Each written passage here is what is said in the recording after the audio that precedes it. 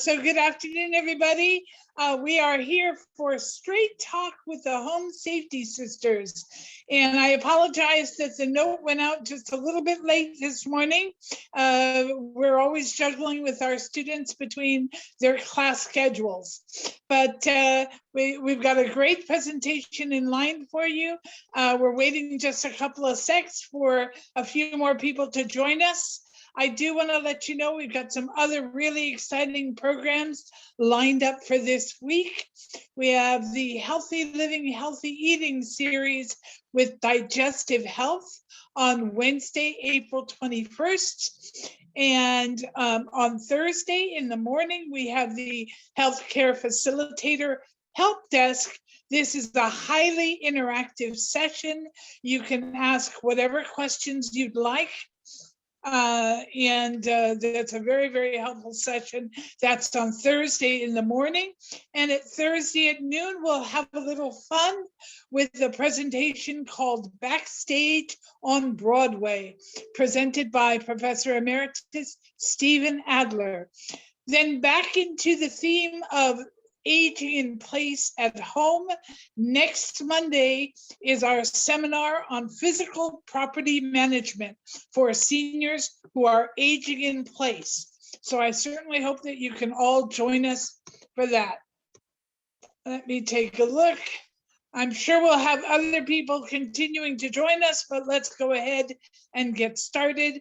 Today, our seminar is Senior Safety Home Specialist presentation, Kendra French and Carolyn Leventhal. Carolyn Leventhal is the founder and owner of Seniors Choice, which was founded in 2008 as a handyman service, helping seniors make minor home repairs and modifications. Seniors Choice grew and became a general contracting company, which enabled them to expand their services to include accessible renovations and whole house home remodels. She's a certified aging in place specialist, a designation by the National Home Builders Association. Karen offers in-home and business solutions addressing accessibility issues confronting seniors and people with disabilities. She's a member of the San Diego Fall Prevention Task Force, the National Aging in Place Council of San Diego, and the Soroptimist International of Oceanside. Kendra French is the co-owner of 101 Mobility Experts in Mobility and Accessibility Solutions. She also is a certified aging in place specialist. She currently serves as the co-chair of the San Diego Fall Prevention Task Force and the program and education chair of the San Diego chapter of the National Aging in Place Council. She is also a member of the Caregiver Association Coalition of San Diego. Please give a warm welcome to Kendra French and Carolyn Leventhal. I've made you co-hosts, so you should be able to share your screen. Welcome. Fabulous. Thank you so much, Susan. We're really happy to be here with you all today. Thanks for making time on a Monday afternoon to come and have a conversation that sometimes people don't want to have. And that's often what Karen and I have found. It's why the title of our presentation is Straight Talk with the Home Safety Sisters. The types of decisions that sometimes people need to make when it comes to how do I adapt my home for aging in place, they tend to be the things that we put off. So we're going to spend just a little bit of time today with you in a conversation about how to make your home safer. We're going to focus on some key areas, hence the key. And Karen, why don't you share just a little bit more from our next introduction slides? So as you guys, I'm sure know, an ounce of prevention is worth a pound of bandages and adhesive tape.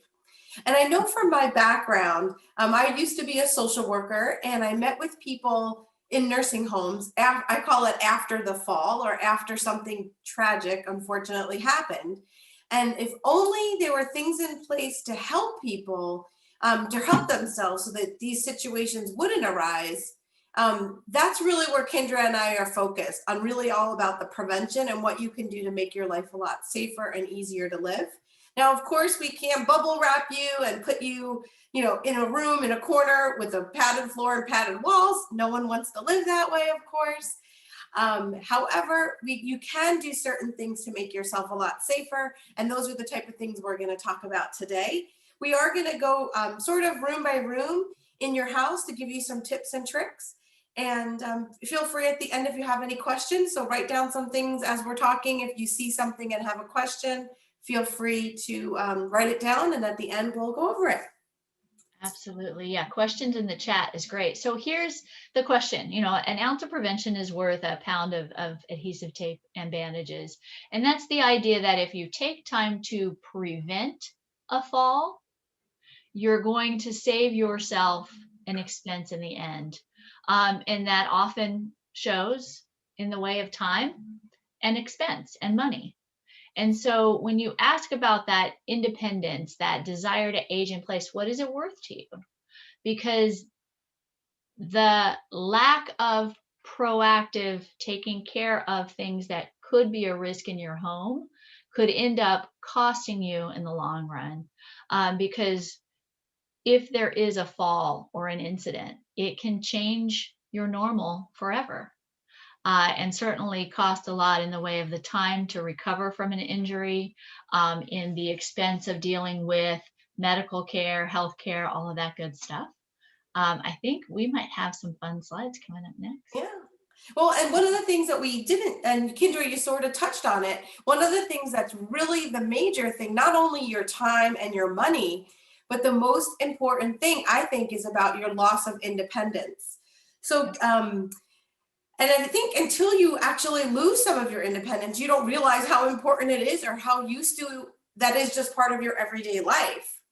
So both Kendra and I have experienced loss of independence. My lovely foot is on the right-hand side of the screen. And I had 3 stress fractures in my foot. Don't know how they happened. All of a sudden I had foot pain randomly for about a month. And then I finally went to a doctor and got x-rays. And they said, oh, you have 3 stress fractures. So he said, let's put you in a boot and we'll see how that does. So we did, and that didn't do so well, hence the next picture of the cast. And thinking about it back then, I lived in a house 2 stories high. The bathroom downstairs was only a half bath, so it only had a toilet and a sink. My bedroom was upstairs, and I only had a bathtub. I didn't have a shower that I could easily walk in. So the picture on the right over here shows you I had to put a protectant over my cast, cast protectant, so it didn't get wet. It was a big production just to take a shower every day. And it was a big production to get up and down the stairs. Luckily, I was able to drive. I probably wasn't supposed to because it was on my left foot, so I still was able to drive. But I had a knee scooter just like Kendra in her picture on the left side. And it cramped my style. I just have to say, it totally cramped my style. I dealt with this for like months, I think 6 months, because I was very non-compliant. I'm so sorry. But because I was non-compliant, this went on forever. And I went to fashion shows. I remember with my knee scooter, I had a flag up the back so people can see me coming through. Getting around my house was an issue, going to meetings, trying to do things, very difficult. Now, luckily, this was a temporary thing, and I was able to eventually to recover from it. And that's not always the case. But just that little, it was just a tough lesson to learn. And it really taught me that the little bit of change in your life has big ripple effects in your independence. So that's my story of, really an eye-opening story for me I wanted to share with you. I know, Kendra, you have a similar story. Sure. Yeah. My quick backstory on my personal experience with a temporary loss of independence happened. I was playing dodgeball with a youth group and went for the ball with another person. I was barefoot. That person was wearing work boots. Oh. And never play dodgeball barefoot, number 1. Number 2, so I ended up with 2 broken toes, first broken bones of my life, completely non-weight bearing for 12 weeks. And broken toes, that is a minor injury in the scope of all injuries. And yet it had such a profound effect on my ability to come and go as I pleased. And, Karen and I both work often with people who are facing disabilities and people who are facing changes in their mobility. And we think we understand, and then we go through it, and now we really understand. So my 12 weeks on a knee scooter was just so eye-opening when it comes to simple things like how long it takes to get ready to go somewhere, and the planning that has to go in. Where are you going to park when you get to this place? Where are the elevators? Are there stairs? I had a hair appointment with a new hairdresser, and I was so proud of myself. I pulled into the parking lot 10 minutes early and then discovered that the salon was on the second floor of the complex, and then discovered that I had no idea where the elevator was.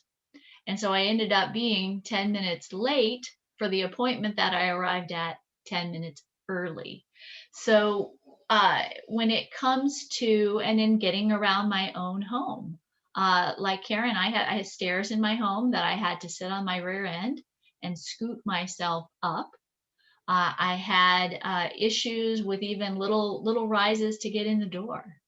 And so just this little temporary setback allowed me to realize how an injury or a change in mobility can really affect someone's independence.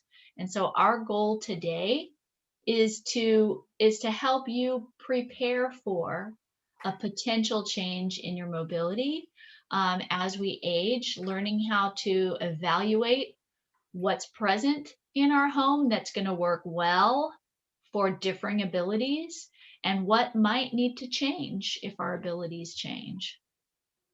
Great. So true prevention is not waiting for bad things to happen. It's preventing things from happening in the first place. So I hope you're getting the theme of this talk today. Prevention is key. Kendra, Yep. Why don't you share a little bit about this? Awesome. Okay. So in our journey through the house, we're going to start at the front entry to your home. Now, I have not visited I don't even know exactly who everyone is who's here. I may have been to some of your homes before. But when you think about the path you take from your car to get into your home, are there any changes in elevation? Are there any uneven walking surfaces? How do you get from your car into your house? When guests come to visit your home, how do they get from the street, the driveway, or wherever they're parking to your front door? Are there any obstacles in the way that could become an issue? This is a home of a client of mine, and it's a lovely home in Point Loma. They have these 4 steps from street level down to this beautiful flagstone walkway. They have pathway lighting, which is excellent because walking through places in the dark is always going to be a hazardous situation. So again, when you think about your home, think about how well lit it is. But for the woman who lived in this home, the single handrail that she had on the left side of the stairs was no longer enough support for her to safely come and go. And then as you continue across, she had this lovely little courtyard and then a couple steps up to her front porch. So let's go to the next slide and see what we did. So we added handrails on the opposite side of the stairs. And those handrails allow her to have a sturdy handhold on both sides. We also extended it across the courtyard so that even on the areas that didn't have stairs, she had a good place to hold her hands. Now, I come into a lot of homes and people go, well, I have handrails on my stairs. And what I see is a 2x6 block of wood. Ladies and gentlemen, my home had it too. My house was built in 1979. And any home built between 77 and 87, you have the 2x6 wood block as a railing on your stairs. Well, the problem is, in order to hold that railing, you can't put your hand around it fully. So you use what's called a pinch grip. I don't know if you can see me in the corner of your screen, but if you hold your hand upside down like a horseshoe, that's a pinch grip. That's not very sturdy. If you were to start to trip and fall, you can't fully grasp. So when you're thinking about handrails for your home, you want something that's got a circumference that's round and that's somewhere between 1.5 and 2 inches in diameter. You don't want it to be so wide that, again, you can't put your hand fully around it. So this grip, a circular grip, is much, much stronger, and you can support yourself on a railing that's round versus one that has a different shape. Welcome to my house. This is actually my house. And I would love to invite some of you to unmute yourselves and point out the hazards in my house when it goes to coming into the front door. That garden hose. Definitely the garden hose. That needs to be tucked away. Anyone else see any potential issues or concerns? The step, oh, sorry, go ahead. The steps leading up to the front door. Yes. So the step leading up to the front door, and then if you look at the inset picture on the left, there's another single step as you make the right-hand turn. That is probably the biggest issue with safety in my entire house, is that little step. So we have added some pathway lighting there. That helps, but that's a little solar light, and depending on if we have May gray or not, it may or may not light fully. So the couple of the issues with what's going on here at my house, besides just the tripping hazard that can easily be moved, which is the hose, all of the surface of this walkway is brick. And even when the elevation changes, I have brick. And all of those bricks are the same color, facing the same direction. It's very difficult for guests in my home to see the change in elevation. So those two places are the biggest trip hazards in my home. So what can I do to fix that? Let's go to the next one. I think we might have more pictures of my house. Yep, see more pictures of my house. That's looking down from the front porch. Go back to that one. Hold on. There we go. Awesome. So when you're looking down from my front porch, of course, there's the hose again. We've done a decent job of trimming back the growth of the landscaping that continually wants to break its way into the bricks. So maintaining clear pathways, moving that hose, making sure that plantings are trimmed back. My walkway is nice and wide. It's 4 feet wide. But the biggest issues are those two little changes in elevation. So what are some things I could do? Are you asking everybody to unmute? I am asking. I want to hear everybody's ideas. You could put a handrail.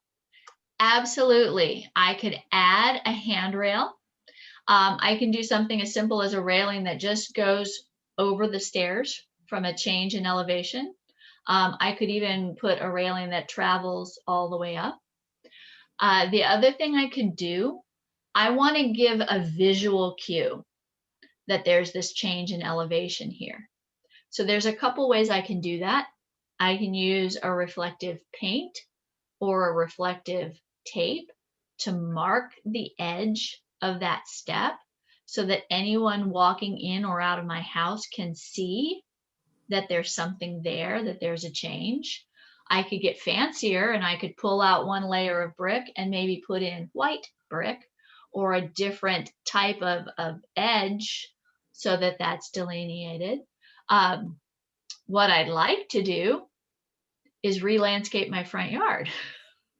You have to get that crazy, Kendra. That's the I whole know, I point of know. this, though. And we do have plans in the future to re-landscape this area because this is the home we want to age in. We paid it off in 2020. Woo, no more house Awesome. payment. So we're planning to stay here. I don't want to rush you, Kendra, but we are going to run out of time. So I'm going to Okay, cool. the next slide. Okay. All right. So the four things that I want to do for a front entry, if anywhere you have a change in elevation, you want to make sure that there's some way that that's marked. If that's a reflective tape, if that's reflective paint, if it's a change in the material that's used on the landscaping, adding handrails, adding adequate lighting, and making sure pathways are clear and level. Okay, so more changes in elevation. If you have stairs in your home, chances are this could become an issue in the future. My home is a 2-story home, and my bedroom is upstairs. We do have bedrooms downstairs. So if you have a 1st floor bedroom in your home, your aging in place plan could simply mean, hey, if I can't take the stairs, I just move downstairs. But often we find homes that have stairs and all the sleeping quarters are upstairs and all the usable showers are upstairs. And so we need to have a solution for that. Go ahead and go to the next slide real quick. So stair lifts are something that you can consider. It's a solution that allows a single person to have a seated ride up the stairs. So if someone is avoiding going back upstairs to get the book that they forgot on their nightstand because it's too cumbersome to climb the stairs, they might be a good candidate for something like this. With a stair lift, the track mounts directly to the treads of the stairs, doesn't come in contact with a wall or a railing at all. They're battery operated with 2 12-volt lead acid sealed batteries.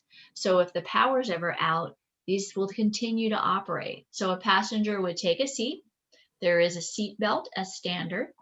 There's an armrest control. You push the button on the armrest and the seat will travel up and down the stairs. Now, one thing you notice in this picture, in order for the chair to come down into the bottom landing, the track comes into the bottom landing. Well, when the chair is up, the track is still there. So we have solved a mobility problem and created a trip hazard. So if that chair were not there and someone comes out of the door behind the chair, there's a potential they could trip. So there's a couple of options when that happens. There are folding rails and hinged rails and sliding tracks that actually move off the landing themselves.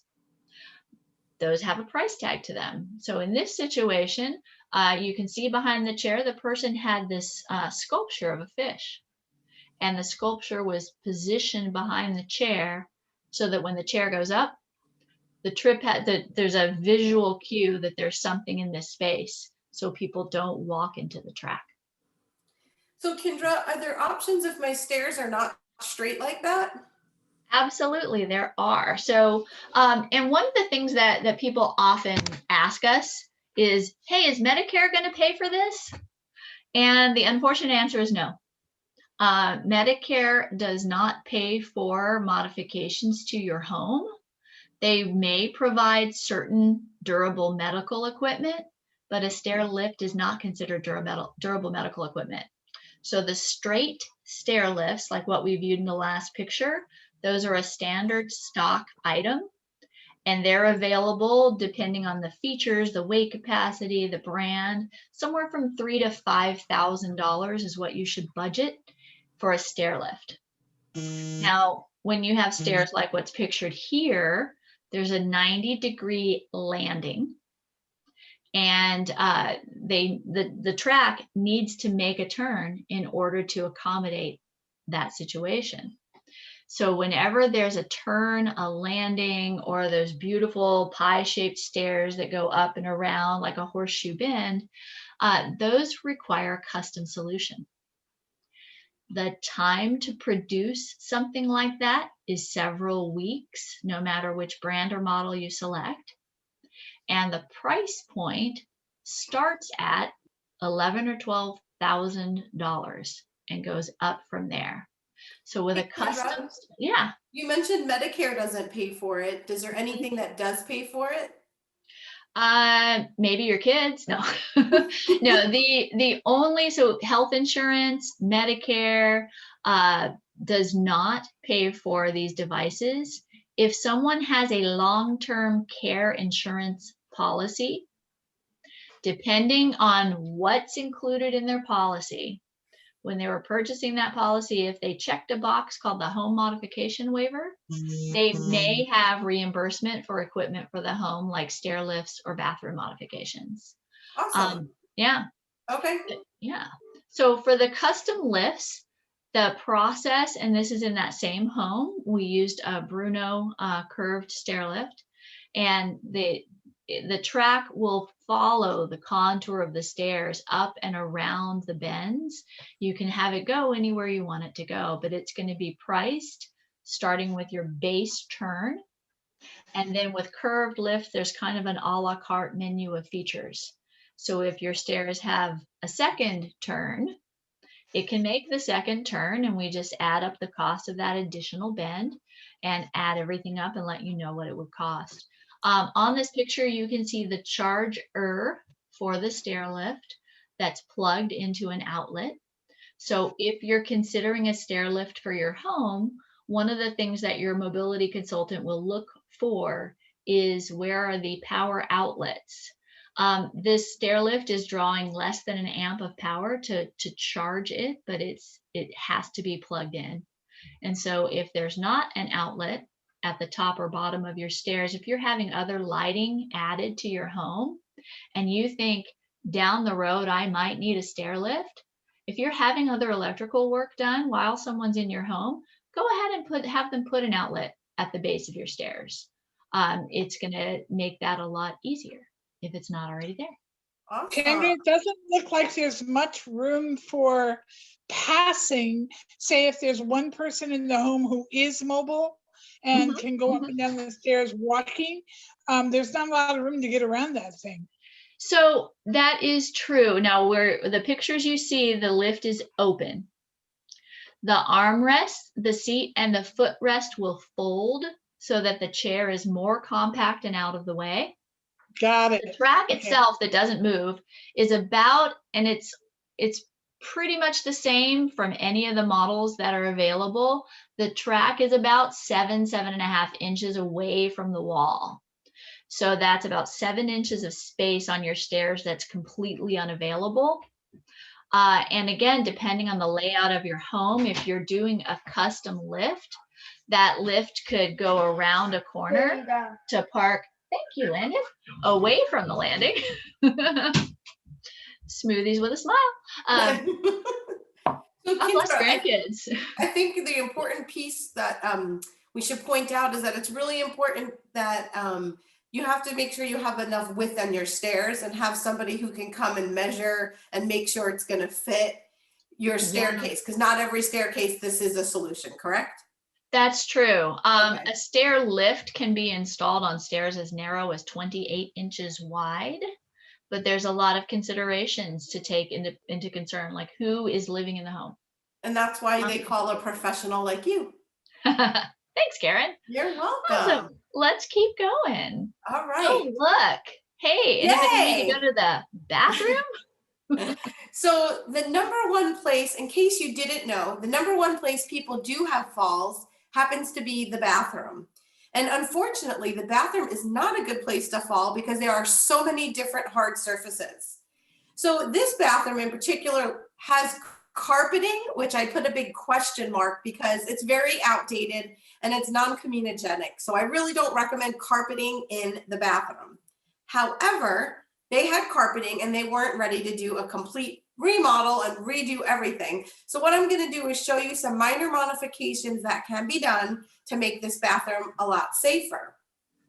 So a lot of people say to me, well, I only have a little lip that I have to walk over. So this little lip is about I have to count. About 6 inches high. So it's not that little of a lip to have to get over. And especially if you have mobility issues, it is very difficult to get over. So so that is the first challenge. The second thing to think about is the shower doors. If you have somebody who's helping you in and out of the shower doors are very much in the way. So that is not recommended. So removing shower doors is always the best solution. In addition, if you're falling, people tend to think that shower doors are going to save them. And let me tell you, they are not going to save you. They are not meant to be held onto. They're not meant to be weight bearing. They're there for purely decoration and holding your towels and keeping the water out, but they're not meant to be holding on to. So shower doors are usually something that I feel should be removed out of a shower like this to make it safer. In addition, if you see the shower head here, it is a standard shower head that's stationary, and having a handheld shower would be something, would be a lot more helpful. The benefit, one good thing in this shower though, is there's a great grab bar right here. And the nice thing about grab bars is it doesn't have to look like a hospital or an institution. They come in all different colors, sizes, and shapes now. So there's a lot of options out there. Now, another thing that's that could be potentially a problem is there's no wall here for anyone to grab onto to put a grab bar to help them get in and out of the shower. So even if you are able to walk over this landing, there's nothing to grab onto. So in the same bathroom, right here actually, is the tub. And the lady who had this tub, this is like a funny story. I asked her, she said she only liked to take baths. And I said, well, how do you get in and out of the tub? So she took a running start literally from here to get up enough momentum to get herself over this couple inch tile surround, and then sort of plopped herself down into the shower.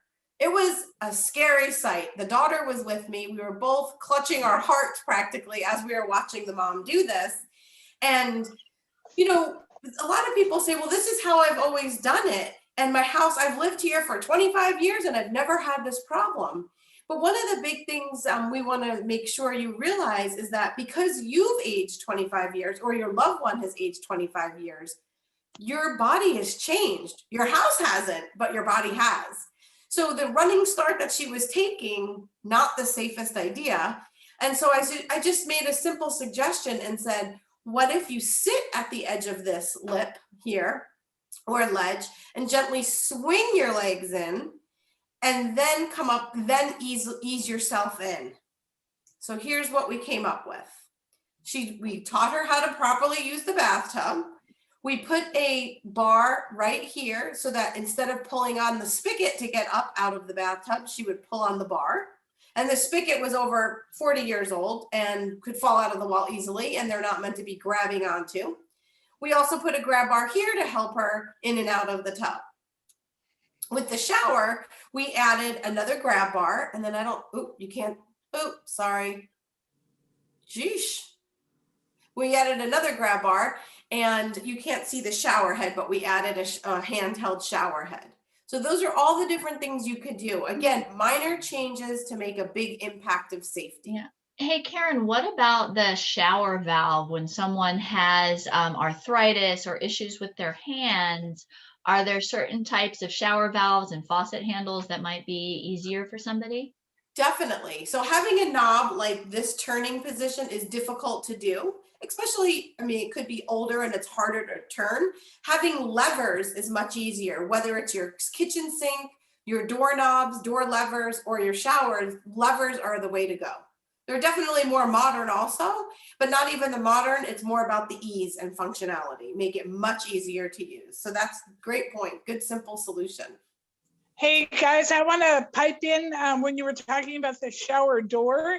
I did a renovation of my bathroom this year, and I wanted to make it a little bit easier, a wider opening for getting in and out.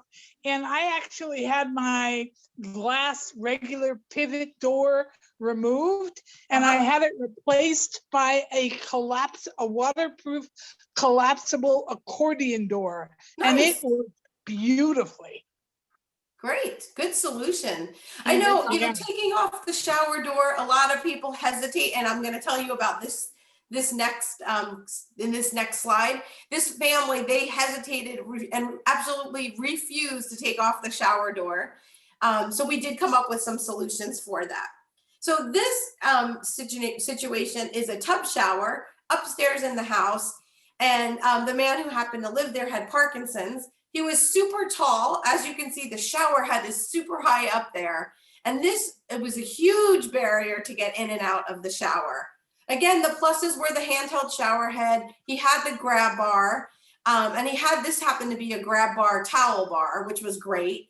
However, just getting in and out of this big tub shower, and then the doors, again, the opening is not wide enough. It's really a tight fit to get through. Just even one person, it's tough to get through. And this man, he happened to have, like I said, Parkinson's. So to get through with a walker was impossible, or a wheelchair ever impossible. So what we did is if you can see here, let me see if you can see here, we did a walk-in shower. Again, he insisted on the shower doors. So there's no change in elevation from the floor to the shower. We have a French drain in the front, a trench drain, in the front of the shower. And the way the pan is sloped is the secret to the walk-in showers. You want to make sure that your pan is sloped toward the drain and that all the water is going to go there, not out on your floor. These shower doors are, I totally forgot the name of them, but they're not bypass doors. They totally stack onto one side.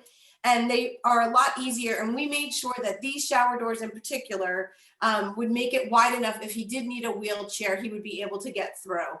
So when you're thinking of wheelchair accessibility or walkers, you want to make sure the width of your door is at least 30 to 36 inches is really the width you're going for. If you're doing a doorway, we recommend 36 inches. But something like this, 30 inches would do it. Most wheelchairs are about 28 or 29 inches, but then you need hand positioning room. So in this shower, we also did a drop-down shower seat. So if he does feel up to walking in the shower, not rolling in the shower, he can sit down on this drop-down shower seat that folds out of the way. And again, we put the handheld shower head on a sliding bar so that his wife, who's not as tall as him, could use it as well. So these are just some of the solutions that we came up with for this bathroom. Awesome. Hey, Karen, Yeah. I noticed on the before picture, the grab bar is positioned on an angle. When do you put a grab bar on an angle and when do you put it horizontally? And where do you put grab bars? Well, I personally do not like grab bars on an angle ever. I feel that you're already losing your sense of balance and the grab bar is there to help you. I feel that having it on the angle just upsets your balance even more. So having them horizontal on the back wall of your bath or shower is always my recommended choice. You want to make sure that it's in it. Like, again, he was very tall. I'm 5'2". I couldn't even probably reach that in the shower. So you want to make sure that the grab bar is going to be pointing to my waist height, that you have good leverage on it, that you can hold onto it with a good solid grip. And I usually use 1 1/4" grab bars because you get that good solid grip around them, and hold on where a position of power that you can use your arm strength to push up if you are starting to fall. I might also recommend grab bars like we have right here on the vertical on the way in and out of a shower or bathtub to hold on to and help you adjust the shower, turn it on or off. That answer your question, Kendra? That was very helpful. Thank you. Okay, good. What about when someone has one of those fiberglass shower enclosures and it can be difficult to add grab bars there? What are their options? It definitely could be difficult, and it really does depend on the shower. You need to have a flat space that you can mount the grab bar, and there are certain attachments that are installed with the grab bar to do it. One of the important things to mention, and it's the construction side of things, is that you need to make sure you have backing behind your wall or you're hitting a stud when you're installing these things, because you want to make sure that they're safe. So this shower in particular happens to be fiberglass, but it's backed, I think it's like 6-ply backed with with wood behind it, so that anywhere you drill, it'll be backed safely. So the next thing I want to talk to you about is a walk-in tub. So this is a very small bathroom that they already had this walk-in tub when I got there. And I want to share, I mean, this just happened to me last week. So a man called me up and he said to me, and I worked with him a couple of years ago, and he said to me, I need a walk-in bathtub. And I said, oh, do you like taking baths? Well, no, I don't even like taking baths. I said, well, then why do you need a walk-in bathtub? He said, because I want to be as independent as possible and get in and out of the bath by myself. And I said, okay, but if you don't like taking baths, I'm not sure that's the best solution for you. Does your wife like taking baths? Oh no, she hates taking baths. So I said, okay, well, let's talk about other options that are out there. So things you have to think about when you think about a walk-in bathtub, and people don't think about these things. One, it is easier. If you love baths, I'm not persuading you not to get one. But I want to tell you that there are some hidden things you don't think about. So hold on, so sorry. My mouse is so sensitive. So when you have a walk-in bathtub, this is the area that you're going to get in, and then there's a door here that closes. Once you're in the bathtub, then you turn on the water, and then the water fills up. Think about it. When you take a regular bath, you fill up the bathtub with water, and then you step into the bathtub. So it's already nice and warm for you at the temperature you like it. With a walk-in bathtub, you have to wait for the water to fill, and people don't really ever consider that. So it really does make a difference. So there is a time element in this.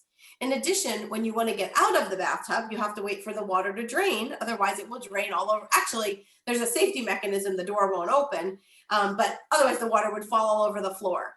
So there are different, and this is a pretty basic tub model, and there are definitely different and more modern versions of this where the seats are heated, it has jets, it's a jacuzzi, it's very therapeutic. So again, it really depends on what you like and your bathing habits, if this is a good solution. The good thing about this one is it had a handheld shower head that you could stand or be seated and shower yourself off. And again, it was a very small bathroom. So this person just really was just over it, basically. But the positive thing about this bathroom was it did have a grab bar right here, which they kept their towel on, not so good. But it is a grab bar, so that was helpful. And again, with the small space, they really did do their best to make it work. But again, to make things a little more functional and user-friendly, since they didn't like taking baths, we did a walk-in shower. Again, there's no change in elevation between the floor and the shower floor or shower pan. There is a rubber, and it's tough to see here, but there's a good thing is there's a change in color for this bathroom, so you can see where the shower pan starts and begins. And there's a rubber gasket here that you can easily roll over, and that just sort of blocks the water from coming out. Again, no shower doors. We had a shower curtain, and it's a weighted shower curtain to help the water stay in and for the shower curtain to stay down. We had a handheld shower head and a stationary shower head. And then you could see here it has a lever as opposed to the knobs. In addition, we did a sink that was a pedestal sink. Yes, we took away some storage, but we put some other storage in the bathroom. But it did help the person who was using a wheelchair or a walker get closer to the sink instead of having the vanity in the way. So here's another bathroom that was quite challenging. The man that who used this bathroom, he actually lost one of his legs to cancer, and he was in the process of possibly losing his second leg. And he had the shower tub that was totally not functional whatsoever for him. And this is very common in the 80s. This house was built to have the shower, a small, tiny shower next to this big, gorgeous bathtub. Now he had this bath seat, which is unfortunately not very helpful for him because he couldn't get in and out of the tub because it was so high up, and it didn't have a back, the seat, and it didn't have armrests. And those are the kind of things that really do make a difference in a shower seat or a tub seat. He also was hard. There's nothing to grab onto. There was no wall over here for him to grab onto to get in and out of the shower. So what we ended up doing was making it one big roll-in shower. And it had multiple shower heads. It was very modern. His daughter was involved with this and really wanted this modern feel of the shower and just made it one big giant shower head. or one big giant shower, sorry. There was no change in elevation, so it was a roll-in shower. We worked with the existing window and trimmed it out to make it beautiful. And one of the things I really want to for you to think about is just because you're making something accessible and user-friendly, it doesn't have to be ugly and institutional. We took a lot of time and energy and effort to make this bathroom very on trend and in their taste of the rest of the house. So you have to really, you really want to consider those things as well. We also put in, you can see here, lever faucet handles. This one happened to have a diverter with a handheld shower head that worked independent as well as with the shower head that's stationary. The grab bars at different levels and heights, depending on if he was sitting or being able to stand. And we also had a drop-down shower seat.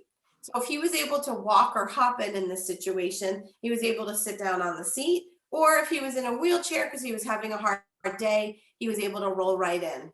And those were some great options. It's not a one-size-fits-all solution. You have to really think about how you're going to use the space and what's the best solution for that space. So another bathroom, again, a small bathroom with a tub and the banjo over the toilet. Not a good use of space, very outdated in style, but not a good use of space either.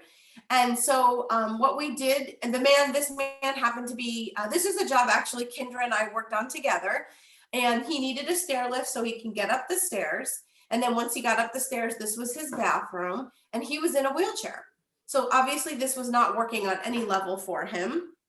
So what we did was we put in a walk-in tub. We had a drop-down shower seat. We had a nice big huge grab bar on the back wall. We also moved the plumbing from this side to the center so that it's easy for him to reach with the levers. It has two levers, one that's a diverter for the handheld and one is just for the regular shower head.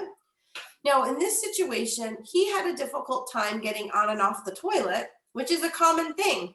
And so we put this commode over the toilet. It's a nice padded one. It has arms that drop down, which you can't really see in the picture on this side. And then this side, we put this grab bar that totally drops down to help him. Now, I do understand that this does look a little institutional and it's not your ideal situation. But the option, and we went through it with this man for months, the option was selling the house, which he really couldn't afford to buy a new house that was modified already. And he really couldn't find a house that was modified to meet his needs. So after much consideration, him and his wife said, you know what? We're just going to put the money in the house that we've owned for years and make it safe for me, that he could easily live in it. And so these are the solutions we came up with. Now, he has graduated. I mean, it's amazing. This man has done amazing things. He doesn't really use the stair lift too often because he doesn't need to. He doesn't need this commode because he's back to walking and he doesn't need to roll in anymore. But he has the shower seat if he's having a weekday. He uses the handheld shower head. The grab bars are super helpful. So there are, again, you could do things, you want to do things that I call future-proofing your house. So planning for the future, getting things ready, putting wood backing behind things, or doing things that you have to do in that case, and then we can back down from all the different things that are there. Hope that makes sense. Yeah. So we've spent most of our time today on primarily two areas in a home, places where there are changes in elevation and the bathroom. And that's because it's been identified that those are the two most likely places for injuries to occur from a fall in the home.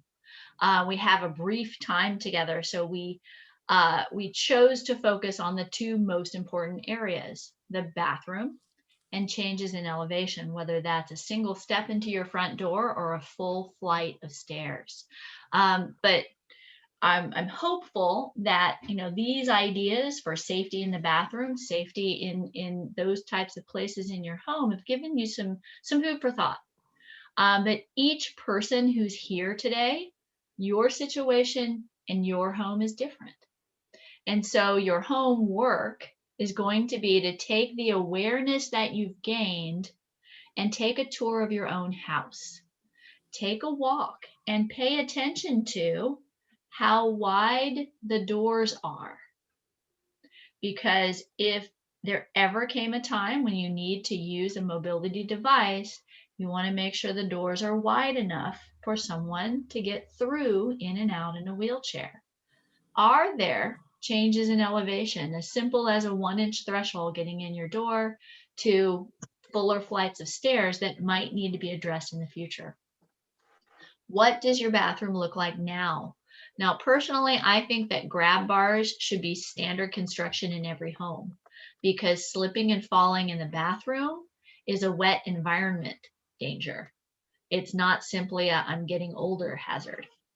So I think grab bars should be there whether you think you need them now or not. That is your homework. Get some grab bars, get them installed. Super important. Making sure that when you walk through your kitchen, that the items that you are reaching for frequently are stored within reach. Simple things like rearranging where you're storing items in your home so that they're easily accessible makes a lot of sense. Little changes like that will go a long way to making a huge difference for prevention of falls at home. You want to think about lighting in your home. We didn't spend a lot of time talking about lighting, but it's really important to think about the pathways that you're taking in your home after dark. If you're getting up to go to the bathroom at night, do you have motion sensing night lights or something that's going to illuminate your pathway to the bathroom? If you're a person who goes to the kitchen to get a drink of water at night, do you have pathway lighting? Motion sensing LED night lights are amazing and inexpensive, and they can go a long way toward making your home safer. Think about transition areas between rooms. If you notice that there's a change from a tiled floor to a carpeted floor, sometimes that slight change in elevation and that change in surface, if your abilities change to the point that you're no longer picking up your feet in the same way you used to, all of a sudden that little transition can become a trip hazard. So there's lots of little things that you can do. Your homework is to take a walk around your home and start making a list. And clearly, Kendra and I are very passionate about home safety. We have a home safety checklist. I'm going to give you our information. I know we're running out of time. Sorry, Kendra. Yeah, it's okay. So think about, like Kendra was saying, go through your house and you've just gotten a ton of knowledge from us, a ton of information. Hopefully you take that information, harness that information, and figure out what you're going to do and make a plan. So I want to thank you guys so much for having us speak. We'll definitely take questions. If you would like copies of a home safety checklist, both of us are part of the Fall Prevention Task Force. We'd be happy to email it to you. So send one of us or both of us an email, and we'll be happy to send you a PDF of the whole entire Fall Prevention Task Force brochure, which has a great home safety checklist, as well as either of us are more than happy to come, and as part of our services, that's what we do, is home safety evaluations. So thank you so much. If you have any questions. Let's open it up for questions now. We have a small enough group that you're welcome to just unmute yourself and ask your question. Go ahead. Perfect. Lily Contreras had a question in the chat. She asked, sorry, somebody asked the question in the chat. I said read it. Oh yeah. Does your insurance cover grab bars? Unfortunately, insurance does not cover grab bars. Yeah. The only thing, like Kendra mentioned, long-term care insurance, if you have the home modification rider, that'll cover it. And the VA, if you have VA benefits, they can cover it as well. But that's it. Medicare really washes their hands of anything having to do with the bathroom, so they will not cover it. Yeah. There are a couple of nonprofit organizations that in the past have had volunteer handymen that will install grab bars at no charge. Jewish Family Services, JFS Fix It program, Elder Help of San Diego, and Interfaith Community Services. Those installation services have been suspended in 2020.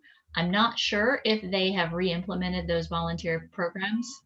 But those would be places to look for low cost or no cost installations.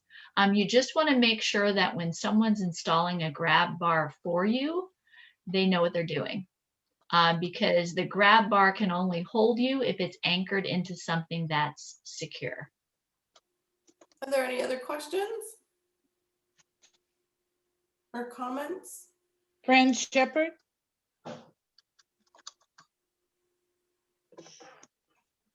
Fran, go ahead. Sorry.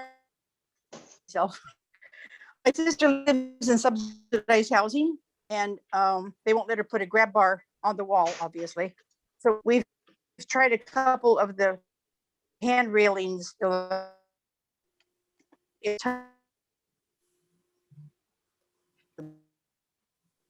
having a hard time hearing you, Fran. Is it possible you can put the question or comment in the chat, because it's very difficult to hear? Sorry. Yeah, that would be helpful. What I thought I was hearing was that someone is in a housing situation where they're not allowed to install a grab bar on the wall. What are the alternatives for them?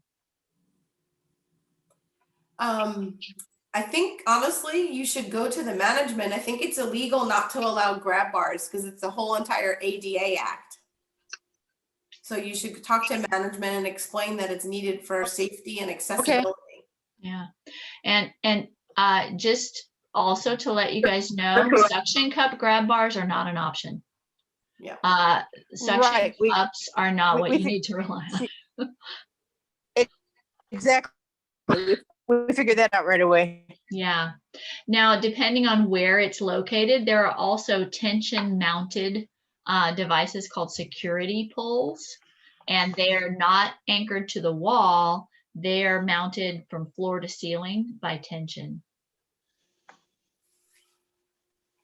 And those actually, for the situation, Fran, I see your chat now, they can be positioned often in that space between the toilet and the tub or shower, and they provide a handhold. It has kind of a little V-shaped grab bar that's part of it, and they can be positioned so that it's a good handhold getting off the toilet, as well as a handhold getting in and out of the shower. So those security poles would be a good solution for that situation. And the other Thank you. questions? And the tension is stronger than the tension rods for a shower curtain. Much stronger. stronger. These are meant to hold your weight. They can hold, I think, up to like 400 pounds of weight. So they can be called tension or security poles. They're called security poles. Yep, the company, there's a couple of companies that make it, and you can order them on Amazon, but I would go with, and you need to have it installed though. So it's not like something you can, it's not hard to install, but it does need to be installed properly. Yeah.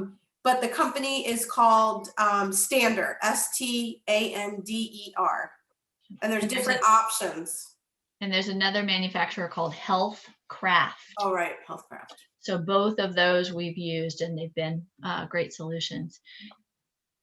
When you see the poles at the top, it looks like a letter H where it's mounted at the top, and that's basically you're pushing that up so that it's secured to the joists above the ceiling, and that's where you want it to be so that it's really nice and secure.